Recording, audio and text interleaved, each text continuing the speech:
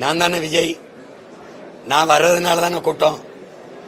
என்னைய பார்க்க வந்த கூட்டத்தில் தான் நெரிசல், சாவு, மரணம். அப்ப அந்த குற்றப்பதிவுல எஃப்ஐஆர்ல என் பேர் ஏன் இல்ல? புஷியானந்த் தான் வேன்ல ஏறி சொல்றாரு அந்த பேருந்துல. அவர் அந்த இடத்துல இருக்காரு. அவர் இவரு யாரு? ஆதவர்ஜுனா இருக்காரு. அந்த ஆதவர்ஜுனா பேருந்து எஃப்ஐஆர்ல இல்லையே. குற்றம் யாரால நிகழுது?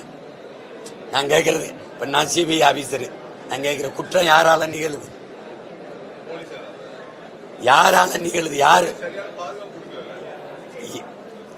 இது தப்பு. யாரால நிகழுது? யாரு வருகையால நிகழுது? அது பேசக்கூடாது. அந்த பாதுகாப்பு போடலைன்னா வண்டியில ஏறினவன என்ன சொல்றிய? என்னை பத்திரமா பாதுகாத்து இங்க கொண்டு வந்து விட்ட காவல்துறைக்கு நன்றின்னு சொன்னது யாரு?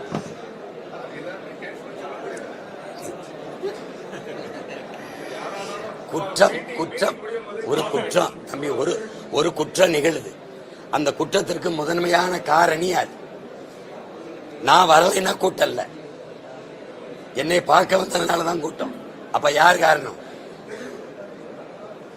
அப்ப காரணமானவரையே இந்த வழக்கு விசாரிக்காதுன்னா தம்பி, அப்ப விசாரணை எப்படி இருக்கும்னு பாத்துக்க.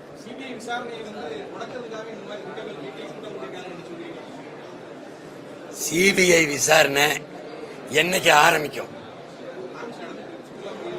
எங்க அங்க பாதிக்கப்பட்ட குடும்பம்லாம் இவரை வந்து பாத்துக்கிட்டு இருக்கும்போது அது எங்க போய் விசாரிக்குது?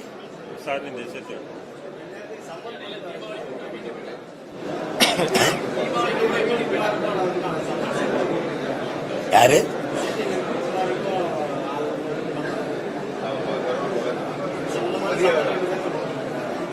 அதுதான் இவ்வளவு நேரம் பேசிட்டு இருக்காங்க.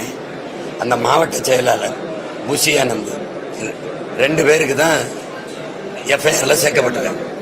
ஆனா வருகை யாரோட வருகையால அங்க கூட்டம் கூட்டப்பட்டதுங்கிறதான் கேள்வி.